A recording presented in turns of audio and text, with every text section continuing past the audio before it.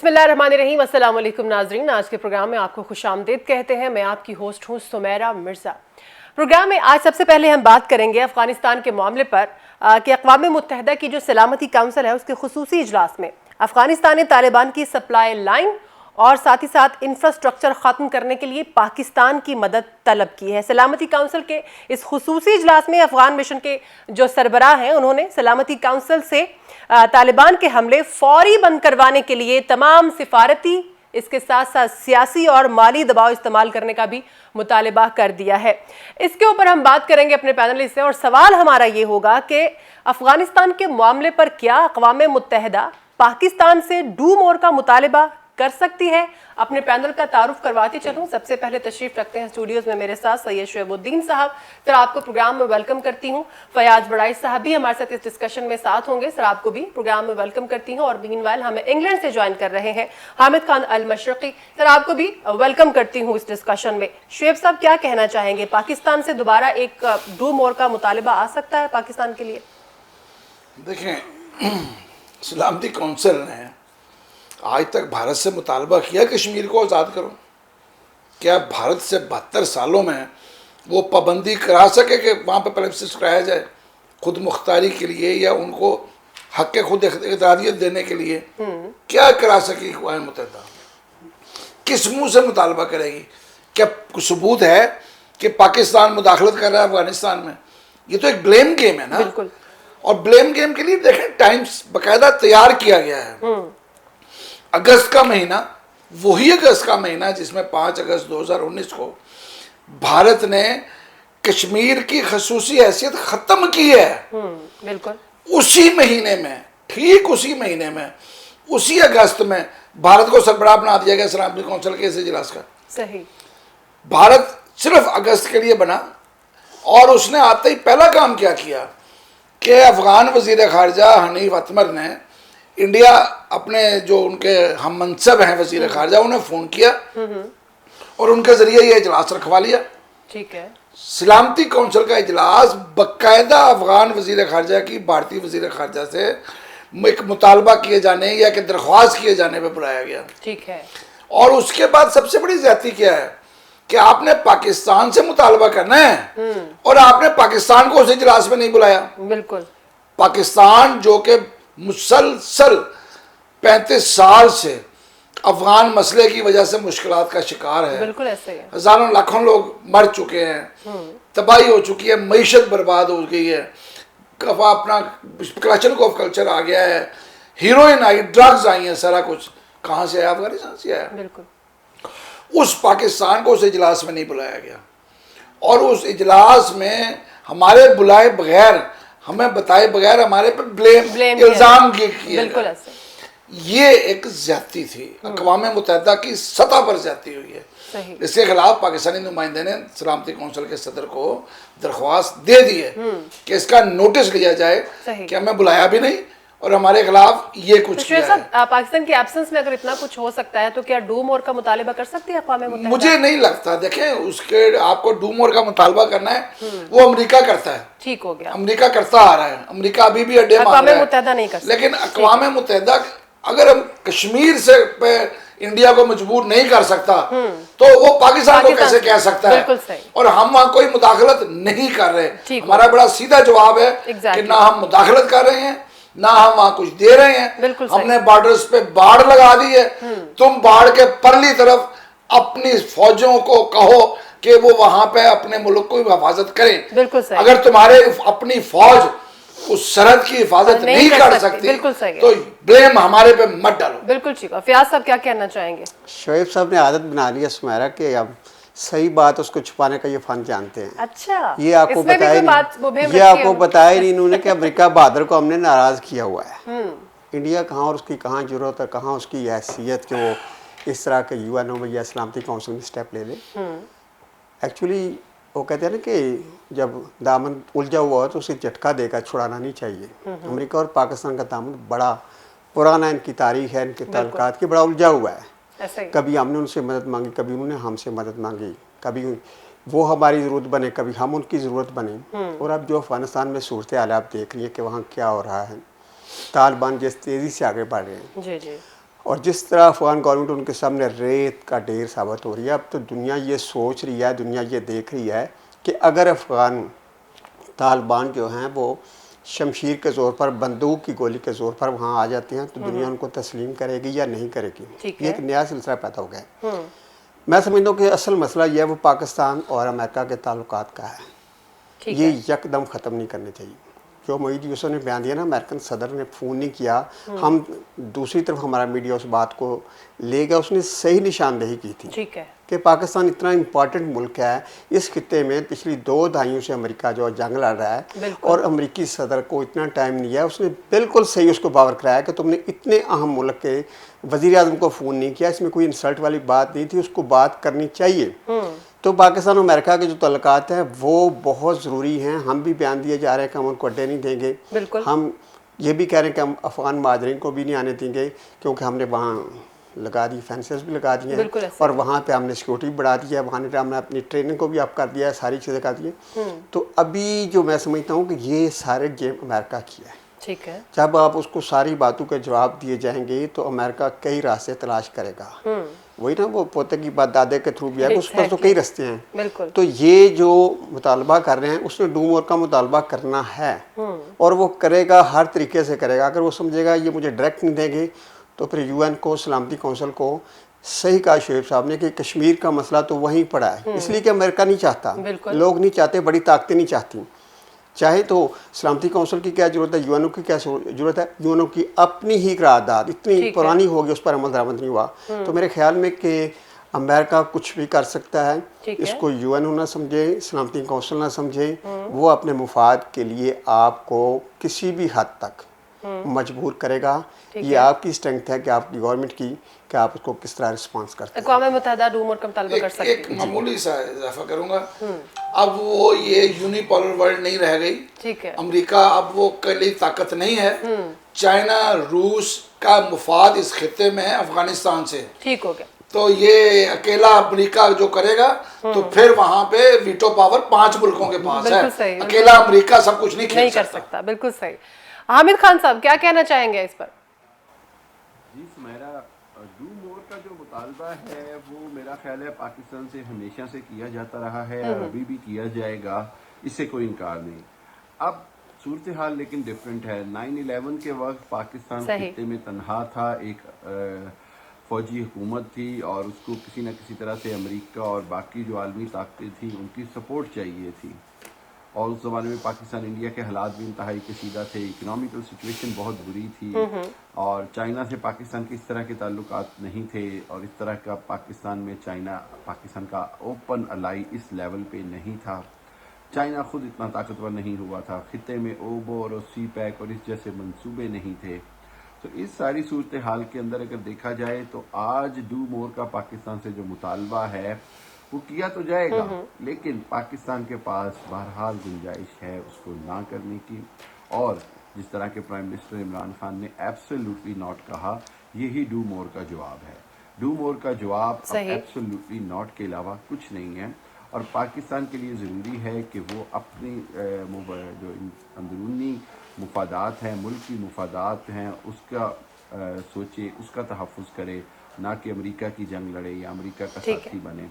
और जिस तरह अमेरिका पर तालिबान जो है और तालिबान ने जिस तरह कब्जे शुरू किए हुए हैं, उसके साथ साथ ये भी देखा जाए कि अमेरिका और अफ़गान हुकूमत क्या कर रही है। अफ़गान हुकूमत ये कर रही है कि मुसलसल दुनिया को गुमराह कर रही है तालिबान के बारे में और इसकी वजह से यहाँ तक इतलात हैं कि आज जो बाइडन ने B-52 बम्बार तैयारों को भी हुक्म दे दिया है तालिबान पर बमबारी करने का, जो कि एक तरह से 9/11 के बाद उस शुरू के 3 साल के बाद पहली बार इस तरह का हुक्म दिया गया है कि B-52 एक बार फिर बमबारी करेंगे, कारपेट बमबारी करेंगे। बड़ी ख़तरनाक सूरत हाल है, लेकिन पाकिस्तान की पूरी कोशिश होनी चाहिए कि इससे खुद को अलग थलग रखे और किसी भी तरह जंग का हिस्सा ना बने। ठीक है हामिद खान साहब, आपका मौक़िफ़ आ गया। अगला पॉइंट डिस्कस करते हैं। नाज़रीन, हाल ही में पंजाब असम्बली में एक बिल मंजूर हुआ है जिसका सियाक़ो सबाक़ ये है कि अगर अरकान असम्बली को ब्यूरोक्रेट के साथ कोई भी काम होता है रिगार्डिंग आवाम का कोई भी मसला लेकर वो वहां पर जाते हैं या कोई भी इशू जो कि ब्यूरोक्रेट से रिगार्डिंग होगा वो लेकर जाते हैं, तो उसको हल करने के मजाज हैं ब्यूरोक्रेट्स और डिलेइंग टैक्टिक्स उसमें यूज नहीं किए जाएंगे या और भी कोई रीजन नहीं देंगे, और बशर्ते कि वो काम जायज हो। इसके ऊपर हम अपने पैनलिस्ट से जानना चाहेंगे कि क्या पंजाब में ब्यूरोक्रेसी को इस बिल को सामने रखते हुए नकेल डाल दी गई है? जी शुएब साहब, ऐसा हो सकता है? नहीं, ये अकेले ब्यूरोक्रेट की शामिल नहीं आई थी, इसमें सहाफ़ी भी शामिल थे। अच्छा, कि आप खबर देंगे तो हम आपको बुलाएंगे। अच्छा, ये इस्तेहकाक कमेटी पंजाब असम्बली की पहले भी मौजूद है। मेरे एक साथी हैं मोइन अज़हर, बड़े सीनियर जर्नलिस्ट हैं, जी जी, उनकी एक खबर पे इस्तेहकाक कमेटी ने तलब कर लिया, वो नहीं गए, फिर बुलाया नहीं गए, फिर बुलाया नहीं गए, तीसरी दफ़ा उनको पैगाम आया कि अब आपको बजरिया पुलिस गिरफ्तार करा के ले जाया जाएगा। अच्छा, वो चले गए। उनसे सवाल किया कि खबर क्यों दी आपने, कमेटी की सिफारिशात थी। उन्होंने कहा जी मुझे किसने पाबंद किया था कि मैं ये खबर नहीं दे सकता। बहरहाल वो सिलसिला 1.5 साल तक चलता रहा। उन्हें बुलाया जाता था, वो वहाँ से आ जाते थे, और उसके बाद वो असम्बली टूट गई, वो जान छूट गई उनकी। सही, ये इस्तेहकाक कि अपने पास अपने आप को ख़ानदान मुगलिया का कोई शहजादा समझते हैं सारे ये सियासतदान जो है। सही, जिस तरह ख़ानदान शरीफी है और ख़ानदान भुट्टो है, ये दोनों भी ना जिस तरह अपने आप को इस मुल्क के हुक्मरान नहीं बादशाह समझते और हैं। ब्यूरोक्रेसी के मुतालिक क्या ख्याल है? मैं उसी तरफ आ रहा हूँ, उसी तरफ वो आ भी तो रहा हूँ, मुगल शहजादे उसी तरफ आ रहा हूँ। इनका ये ख्याल है कि ये किसी को जवाबदेह नहीं है। इनको कोई ये ना कहे कि तुमने गलत किया है। ठीक है, आप इनके बारे में जरा खबर तो दे के देखें, यहाँ पे बैठ के देखें कैसे चीखें निकलेंगी इनकी। अब इन्होंने ये किया, ये इकट्ठे हुए, अच्छा, उसमें बिला तफरीक सारी जमातें इकट्ठी हुई और सरबराही जनाब किबला चौधरी परवेज इलाही ने ली। अब उन्होंने जो इख्तियार लिया है वो इनका इख्तियार कानूनी तौर पे नहीं हो सकता। अच्छा, दुनिया में कहीं स्पीकर को ये इख्तियार हासिल नहीं है कि वो जुडिशल इख्तियारात इस्तेमाल करे। अच्छा, जुडिशल इख्तियारात जज के पास होते हैं। बिल्कुल ऐसा ही है। इन्होंने ये इख्तियार अपने पास ले लिया है कि मैं सजा दे सकता हूँ। सही, उसमें सहाफियों को जो सजा थी वो 6 महीने तक सजा दे सकते थे कि चौधरी परवेज इलाही साहब की वो सरबराही में कमेटी बुलाएंगे, अच्छा, और चौधरी परवेज इलाही साहब 6 महीने के लिए उठा के तुन देंगे बंदे को अंदर। इसके ऊपर हमारा एहतजाज हुआ, गवर्नर ने उस बात को समझा। उसके बाद हम परवेज इलाही साहब से भी मुलाकातें हुई और वो असम्बली ने हमारे वाला हिस्सा निकाल दिया, सहाफियों को माइनस कर दिया, ब्यूरोक्रेटों को वहां पे रखा है। सही, अब अगर कोई शख्स आपसे नाजायज काम नहीं करता, मैं ये समझता हूं कि सियासतदानों के 90% काम नाजायज होते हैं। अच्छा, 90%। वो जब लेके जाते हैं तो कायदे आजम ने ब्यूरोक्रेटों कहा था कि आप इस कौम के खादिम हैं, आप हुक्मरानों के खादिम नहीं हैं। ये कायदे आजम की पहली तकरीर है, ये बड़ा वाज़ेह है। लेकिन वो भी अपने रास्ते से हट गए, उन्होंने भी वो काम नहीं किया, उन्होंने भी पैसा कमाना अपना फर्ज समझ लिया, 2 नंबर काम कर लिया। ठीक हो गया। तभी नादरा के सामने अपना नैब के सामने पेश होते हैं ना सारे अरबों कमाने में। बिल्कुल वो हाथ मिल चुके हैं सबके, लेकिन इसके बावजूद इनकी तसल्ली नहीं होती क्योंकि वो हुक्मरानों के बड़े ये जो छोटे छोटे जितने अपना इलाके ज़िले सदूर और ज़िले MNA MP है, ये चाहते हैं कि हमारे सामने आके बैठा रहे, हम कहीं खड़ा हो जा, खड़े हो जा, बैठ जा, बैठ जा, चाहे वो सहाफ़ी हो, चाहे वो ब्यूरोक्रेट हो। ये एक गलत रीत है। दुनिया में कहीं भी स्पीकर को या पार्लियामेंट को ये इख्तियार नहीं है कि वो इस तरह सजा दे सके। आपका जवाब ना है फिर? जी बिल्कुल गलत है, ये दुरुस्त नहीं है, ये नहीं होना चाहिए, नहीं होना चाहिए। नकेल डाल दी गई है, मैं इसको नकेल को नहीं मानता। ठीक हो गया, ना है आपका जवाब। जी फयाज साहब क्या कहना चाहेंगे?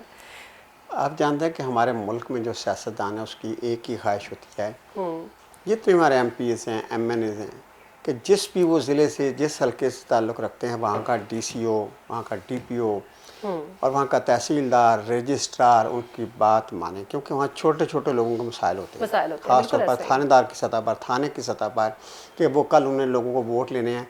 और वो सही कह रहे हैं शेख साहब के ज़्यादातर नाजायज़ काम होते हैं क्योंकि उन्हें वोट लेना होता है। तो ये तो एक पुरानी ख्वाहिश थी अरकान असम्बली की कि ब्यूरोक्रेट को वो जो कहें वो माने।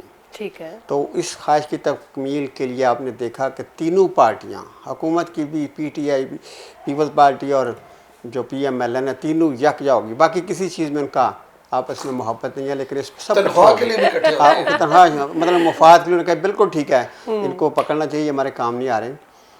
ये जो मुगल शहजादे हैं ना, वो भी मुगल शहजादे हैं, ब्यूरोक्रेट जो हैं, और ये इनका भी बड़ा कसूर है। क्या साहब आप बार बार आप भी मुगलों की बात करें, शेख साहब भी, मुझे इस पे एतराज है क्योंकि मैं मुगल हूँ ना, तो ये गलत बात है। आप बार बार मुगलों की शहजादों आपकी हुकूमत चली गई। नहीं, हम आपको भी सुमेरा मुगल शहजादी मैं मानते insecure हो हैं, रही हूँ हम आपको भी मुगल शहजादी मानते हैं। सही है, चलो फिर ठीक है। तो जी, ये जो है ना, तो ये जो ख्वाहिश पूरी हुई है उनकी, उन्होंने इनको बाउंड किया। और शोएब साहब मुझसे ज़्यादा बेहतर जानते हैं कि कसूर इन मुगल शहजादों का भी है। ये भी जाके MPS के डेरे पे बैठ रहते हैं और सही। पोस्टिंग के लिए उनसे सिफारिशें कराते बिल्कुल, हैं, बिल्कुल अपनी ऐसे। पोस्टिंग के लिए। तो जब उनसे पोस्टिंग कराएंगे और अपना काम लेंगे, तो फिर जहाँ जाकर लगेंगे, फिर उसकी बात भी माननी पड़ेगी।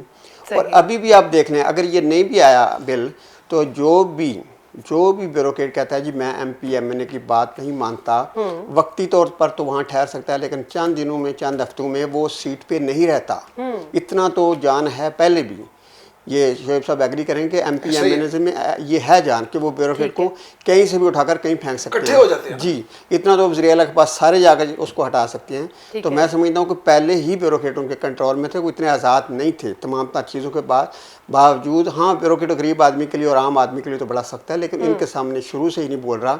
तो ये मैं समझता हूँ कि बाकी एक उन पर जब चेक एंड बैलेंस बढ़ा दिया और कहा कि अब आप अगर हमारी बात नहीं मानेंगे, अब तुम्हारा राइट है कि हम आपको बुलाएं, आपको इवन आपको सज़ा दे दें, तो मैं समझता हूँ कि ये ब्यूरोक्रेसी को पंजाब में वाकई नकेल डाल गई है। और ये सोचने वाली बात है, इसमें हुकूमत को सोचना है, PTI को, अपने मंशूर को देखना है कि वो ये सब क्या कर रहे हैं। नकेल बहरहाल डाल दी गई है, नकेल डाल दी गई है। हाँ, हो गया, ठीक हो गया। जी हामिद खान साहब, आप क्या कहना चाहेंगे? क्योंकि हम देखते हैं कि अक्सर जो भी नई हुकूमत आती है उसको सबसे बड़ा चैलेंज ब्यूरोक्रेसी का होता है, तो क्या इस बिल के तहत जो है वो नकेल डाल दी गई इस ब्यूरोक्रेसी को?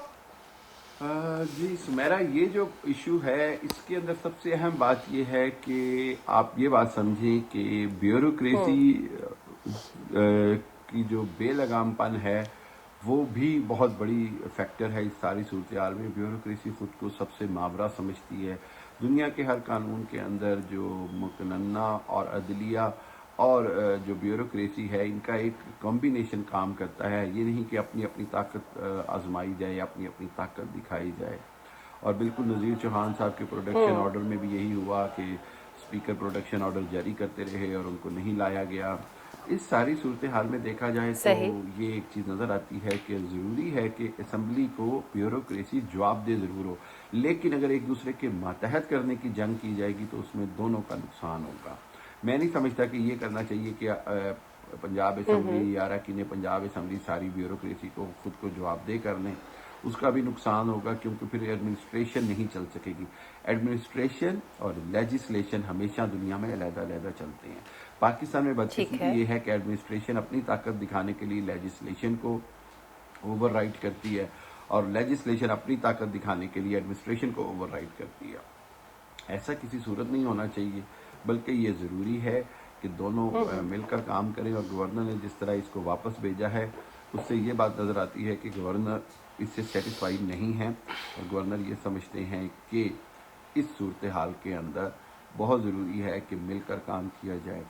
और जोई सरवर साहब ने अपना किया, लेकिन आपको पता है पाकिस्तान का कानून यही कहता है कि गवर्नर एक बार उसको वापस भेज सकते हैं, दूसरी बार असम्बली फिर उसको मंजूर करके कानून की शक्ल में बगैर गवर्नर की मंजूरी के भी शक्ल में आ जाता है, यानी कानून बन जाता है। तो अब देखो आइंदा चल के इससे एक हो जाएगा कि एक तरह से महाजराई का भी खदशा है ब्यूरोक्रेसी में और पंजाब असम्बली के दरमियान। लेकिन मैं ये समझता हूँ कि पंजाब असम्बली को अपनी हदूद में रहना चाहिए और ब्यूरोक्रेसी को अपनी हदूद को क्रॉस नहीं करना चाहिए। सही, ठीक है हामिद खान साहब, आपका भी मौक़िफ़ आ गया। नाज़रीन, अगला पॉइंट डिस्कस करते हैं। आपको याद होगा कुछ रोज़ कबल रहीम यार खान का इलाका है भूंग शरीफ, जहाँ पर एक मंदिर के ऊपर हमला किया गया मुश्तिल अफराद की तरफ से। वो मुश्तिल अफराद जो थे वो मुसलमान थे और वहाँ पर उन्होंने तोड़ फोड़ की और ऐसे हालात पैदा हो गए कि हालात को कंट्रोल करने के लिए रेंजर्स को भी तलब किया गया। और इस वाक़े की मजहबी रहनुमाओं ने, सियासी जो अफराद हैं उन्होंने भी इसकी मजम्मत की है। सुप्रीम कोर्ट ने भी इसका नोटिस लिया है। चीफ जस्टिस ऑफ पाकिस्तान ने इस इशू का खुद नोटिस लिया और प्राइम मिनिस्टर इमरान खान ने भी इस हमले की मजम्मत भी की है, नोटिस भी लिया। उन्होंने ये भी कहा है कि इसको रिकंस्ट्रक्ट भी करवाया जाएगा। आज का जो हमारा सवाल है इस इशू को लेकर वो यही है कि रहीम यार खान के इस वाक़े पर क्या पाकिस्तान में जो अक़लियतें हैं वो अदम तहफ़्फ़ुज़ का शिकार हैं? शुएब साहब, अदम तहफ़्फ़ुज़ का शिकार हैं नहीं, लेकिन अगर ऐसे वाक़यात होंगे तो अदम तहफ़्फ़ुज़ का शिकार होंगी। भारत में तो ये मामूल है कि मुसलमान जा रहा है, आवाज़ लगा दो कि इसने गाय काटी है, वो वहीं सरेआम काट देंगे उसको, ऐसा ही खत्म कर बिल्कुल देंगे। ऐसा ही है। ईसाई को भी कोई बहाना लगा के आप वहाँ पे मार सकते हैं। सबको कहा जाता है कि इनको दोबारा वापस हिंदू बना लो। हमारे यहाँ ये चीज़ नहीं थी। सही। हम मुसलमान हैं। मेरा ख्याल है कि जिन लोगों ने वहाँ पे हमला किया है वो अपने नबी की तालीमात भूल गए हैं, बिल्कुल। जिसमें गैर मुस्लिम के हकूक़ किसी भी मुस्लिम मुल्क में मुसलमानों से ज़्यादा हैं। सही। ये याद रखना चाहिए। हुज़ूर सल्लल्लाहु अलैहि वसल्लम ने आखिरी खुतबे में फरमाया था कि किसी को अजमी को, किसी अरबी को अजमी पर, काले को गोरे पर, किसी को दूसरे पर फौकियत नहीं है। बिल्कुल ऐसा ही है। तो फिर हम कौन होते हैं ये फैसला करने वाले कि ये जो हिंदू हैं तो इनको मारा जाए? ला हौला वला कुव्वत। मुझे बहुत अफसोस हुआ, और मुझे ज़्यादा अफसोस इसलिए भी हुआ कि जिस भोंग शरीफ की आप बात कर रही हैं वो पंजाब के साबिक गवर्नर मखदूम अहमद महमूद का अपना घर है, बिल्कुल। वो इलाका है। मखदूम साहब वहाँ पे बहुत इन्फ्लुएंस हैं। सही। उन्हें इस वाक़े को पहले ही भांप के रोकना चाहिए था, क्योंकि वो पूरा इलाका उनका है। वो वहाँ से इलेक्शन भी मेरे ख्याल जीतते हैं, और वो इलाका उनके पूरे कंट्रोल में है। सही। वो गद्दी है बहुत बड़ी वहाँ पे वहाँ की।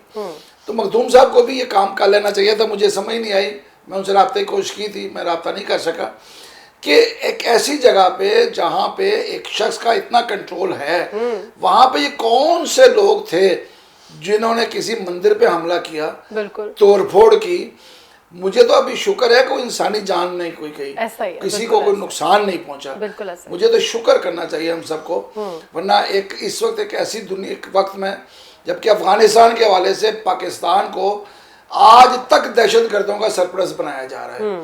अभी भी जो अभी तो हमने पहले बात की है कि पाकिस्तान जो है उसे कहा जा रहा है कि आप दहशतगर्दों की सप्लाई लाइन काटें, बिल्कुल। यानी कि सप्लाई लाइन हम ने जारी रखी हुई है। बिल्कुल एक ऐसे वक्त में एक ऐसा वाकया होना, ये उन पुलिस अफसरान, वहाँ की इंतजामिया, वहाँ के सियासतदानों, इन सब के लिए सोचने का मुकाम है कि वो क्या कर रहे हैं। उनको पहले से क्यों नहीं पता चला, उन्होंने क्यों नहीं ऐसे हालात की पेशबंदी की कि ऐसे हालात ना हो। ये हमारे तमाम हुकूमतों का, तमाम जिले इंतजामिया की, पुलिस की जिम्मेदारी है कि वो बाखबर रहें। एक बड़ा अच्छा पॉइंट है शेख साहब यहाँ पर कि जो हमारे मजहबी रहनुमा है उन्होंने भी इसकी मजम्मत की है कि ये जो भी हुआ बहुत गलत हुआ। आपका जवाब फिर हाँ में माने कि अदम तहफ़्फ़ुज़ का शिकार है अगलियत? नहीं, अदम तहफ़्फ़ुज़ नहीं है। पाकिस्तान में अदम तहफ़्फ़ुज़ नहीं है। एक वाकया हो जाता है, बदकिस्मती है, बिल्कुल। और उस पे हमें उनको इबरत का निशान बनाना चाहिए जिन लोगों ने हमला किया है। गिरफ्तार तो कर लिया गया। सुप्रीम कोर्ट ने कहा है कि जो वहां पे खर्चा आएगा, जो बहाली होगी, वो भी इन लोगों से ली जाए, इनके वसाइल से लिए जाए, ताकि इन्हें पता चले। ठीक हो गया।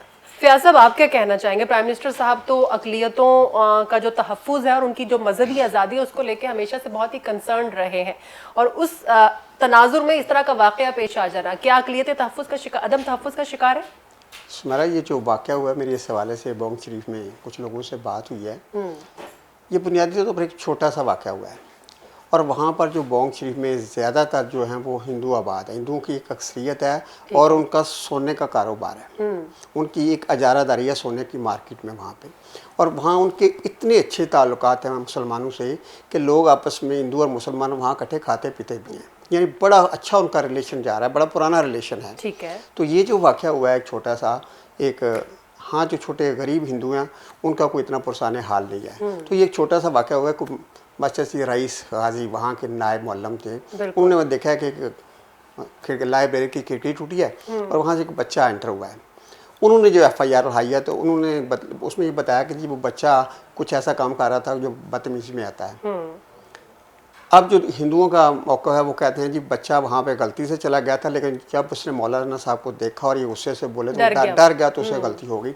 ये दोनों का अपना एक मौक़िफ़ हो सकता है, लेकिन बुनियादी तौर पर मसला ये है कि क्या ये सब होना चाहिए था जब उन्होंने FIR लिखाई, जैसे सुप्रीम कोर्ट के चीफ जस्टिस ने भी कहा, तो पुलिस को एक्टिवली देखना चाहिए था कि ये एक सीरियस मामला है, इसमें दोनों को बुलाते, खाली FIR ना लिखते, और ताकि ये किसी बड़े ख़तरे का ना बन सके। तो मैं समझता हूँ कि ये जो वाक़या हुआ इसको सबसे ज़्यादा जो उछाला जा रहा है, शोएब साहब सही कह रहे हैं, वो इंडिया में हालांकि उसको कोई हक नहीं। बाकी दुनिया तो बात करे करे, इंडिया जो अपने आप को सेकुलर मुल्क कहता है और वहाँ पर हालात भी हमारे मुसलमानों के साथ तो जुल्मकारी रहा है, वो सिखों के साथ भी कर रहा है, वो उनके साथ ईसाइयों के साथ भी कर रहा है, और वो दूसरी जो छोटी जातें हैं उनके साथ भी बहुत कुछ कर रहा है। उसको तो ये हक नहीं पहुंचता, लेकिन वो दुश्मन है, वो तो छोटी सी बात को भी उछालेगा। बुनियादी तौर पर हमारा ये हम ऐसे हालात ना पैदा करें। और मैं समझता हूँ कि जो अहले इल्म हैं, जो सूफी लोग हैं, जो पढ़े लिखे लोग हैं, जो उलमाए कराम हैं, उनको भी रोल अदा करना चाहिए कि इस तरह के वाक़या में लोगों को एजुकेट करें कि कोई मुअल्लिम आदमी है, समझदार आदमी है, मौलाना है, तो किसी चीज़ से, किसी तमीज़ से सारी चीज़ों को देखें। और साथ जो कानून नाफिज करने वाले इदारों को उनकी ट्रेनिंग होनी चाहिए कि ये बहुत सेंसिटिव मामला है, इसको हाँ, इसमें मैं समझता हूँ कि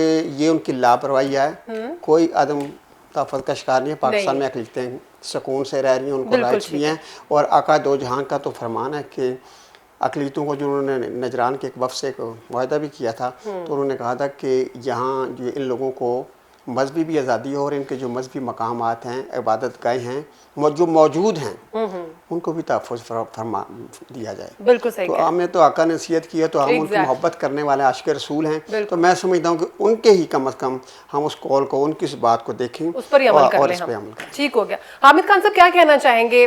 शोएब साहब ने भी यही कहा कि बिल्कुल भी अदम तहफ़्फ़ुज़ का शिकार नहीं है अक़लियतें यहाँ पर, और ऐसे हालात नहीं पैदा होने चाहिए। और फयाज साहब ने भी यही बात की कि उस इलाके की, कि वहाँ पर हिंदू मुस्लिम ताल्लुकात जो है वो लोगों के बहुत अच्छे थे, लेकिन फिर ये वाक़या पेश आ गया। आपका इस बारे में क्या मौक़िफ़ है? हाँ, ये मंदिर की जो बात है, ये बड़ी बदकिस्मती की बात है, ये जो वाक़या हुआ। लेकिन उसके साथ साथ मैं ये कहूँगा कि अभी भी पाकिस्तान के अंदर जो सबसे खुशाइन बात है वो ये है कि अदलिया एडमिनिस्ट्रेशन, यानी वज़ीर आज़म, वज़ीर आला, पाकिस्तान की अदलिया, इदारे, मीडिया, सब इस चीज़ का फ़ौरन नोटिस लेते हैं। अगर कोई भी ज़्यादती होती है किसी भी तरह से अक़लियतों के साथ, तो उसका नोटिस लिया जाता है, उसके ऊपर उनके साथ खड़ा हुआ जाता है। और अल्हम्दुलिल्लाह ये बहुत खुशाइन बात है कि पाकिस्तान के अंदर जो वाज़े अक्सरियत, बल्कि मैं कहूँगा 99% जो मुसलमान भी हैं, वो भी इस तरह की अक़लियतों के साथ किसी भी किस्म की ज़्यादती के हक़ में कभी नहीं होते हैं, बल्कि वो ये समझते हैं कि अक़लियतों के साथ ज़्यादती करने से ना सिर्फ पाकिस्तान का इमेज ख़राब होगा, बल्कि ये अल्लाह और अल्लाह के रसूल के दीन के भी ख़िलाफ़ है। तो मैं ये समझता हूँ कि अगर ये कहा जाए कि पाकिस्तान में अक़लियतें गैर महफूज हो गई हैं, तो ये गलत होगा। अक़लियतें अभी भी महफूज हैं। जी हाँ, कुछ शर पसंद अनासर हैं जो इस सारी जो अक़लियतों की जो महफूजपन है उसको सबूताज करना चाहते हैं, उसको ख़त्म करना चाहते हैं, ख़राब करना चाहते हैं, पाकिस्तान का इमेज ख़राब करना चाहते हैं। लेकिन जहाँ तक ओवरऑल ताल्लुक़ है अक़लियतों के महफूज होने का, तो मैं समझता हूँ कि पाकिस्तान में अक़लियतें महफूज हैं। सबसे बड़ी बात यह कि अगर कोई अक़लियतों के साथ ज़्यादती होती है तो तमाम कौम, तमाम इदारे हम आवाज़ होकर उनका साथ देते हैं, ना कि इंडिया में मोदी की तरह हुकूमत भी शरपसंदों के और RSS के साथ हो जाए और इदारे भी और पुलिस भी उनका साथ ताउन ना करे। पाकिस्तान में ऐसे नहीं होता।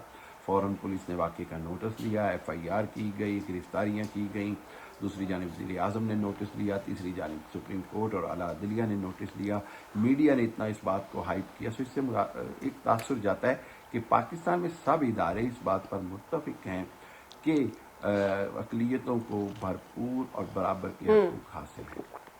ठीक है, ठीक है हामिद खान साहब, आपका मौक़िफ़ आ गया। अगला पॉइंट डिस्कस करते हैं जो कि बहुत ही अहमियत का हामिल है।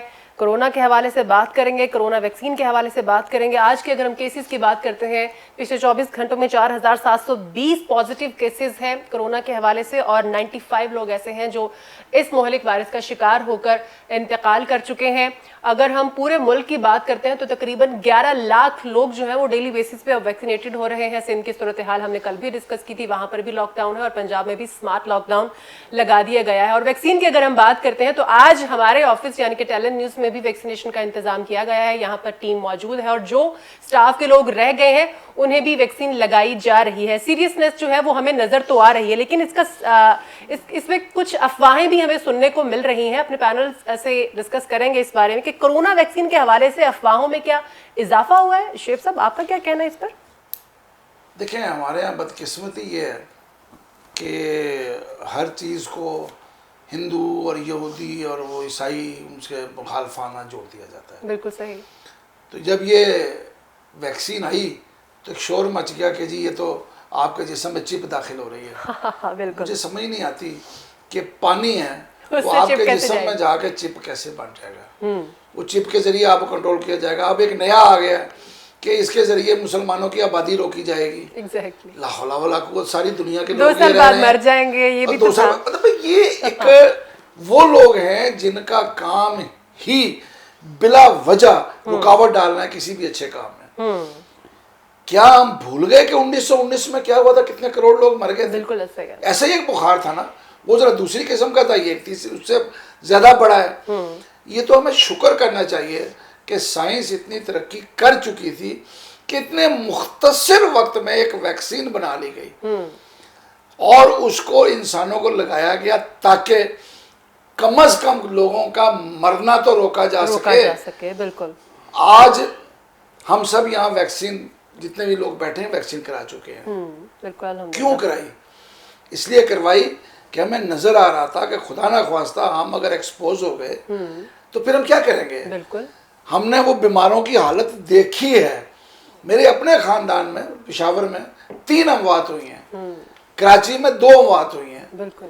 क्या मैं आंखें बंद कर लूं उनकी तरफ से? देखते शुएब साहब बहुत सारे लोग मैं आंखें बंद कर लूं? मुझे अपना पता है ना कि अगर मेरे घर में हुआ, लोग हमसाया में हुआ है, मेरे साथ वाले घर में बिल्कुल ऐसे। वो बच्चा था, वो भी टीवी पे है, असदुल्ला खान, आपको पता है? जी बिल्कुल। उसके वालिद वो बीमार हुआ है, बिल्कुल। वो घर में था, उसके वालिद को हुआ, बिल्कुल। वो ऐसा ठीक हो गया, उनकी डेथ हो गई। बिल्कुल ऐसे। ये एक बिल्कुल गलत काम हो रहा है और जो ये कर रहा है ये साइबर क्राइम किस लिए है? ये क्यों नहीं इन लोगों के खिलाफ इस्तेमाल हो सकता? बिल्कुल। टिकटॉकर के खिलाफ हो सकता है, दूसरे लोगों के खिलाफ हो सकता है। जो लोग ये अफवाहें फैला रहे हैं, एफआई उनके खिलाफ कार्रवाई करें।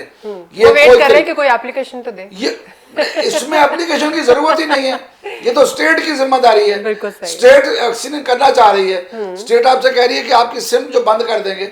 इस हद तक अगर स्टेट जा रही है तो ये साइबर क्राइम वाले एफआईआर कहे ना कि जो लोग ये सिलसिला चला रहे हैं, सही, जिनकी वजह से ये सारा गंद फैला हुआ है, उन लोगों की गर्दन किसने पकड़नी है? बिल्कुल सही। ये गवर्नमेंट की जिम्मेदारी है, एफआईए की जिम्मेदारी है। उनको पकड़ा जाए, उनके मोबाइल्स बंद किए जाए, उनको रोका जाए, उनको सजा दी जाए। शुएब साहब इजाफा हुआ है अफवाहों में, हाँ या ना? बेतहाशा इजाफा बेतहाशा हुआ। ठीक है, फयाज साहब क्या कहना चाहेंगे? शुरू में हमने देखा कि बहुत सारी अफवाहें सामने आई, लेकिन फिर हमने दुनिया भर में हालात देखे कि किस तरह लाशों पे लाशें और अंबार लग गए लाशों के। स्पेशली अगर हम इंडिया की सूरत हाल की बात करते हैं, जो अब अल्लाह ताला हमें महफूज रखे, वो वाला वायरस पाकिस्तान में भी एक्टिव हो चुका।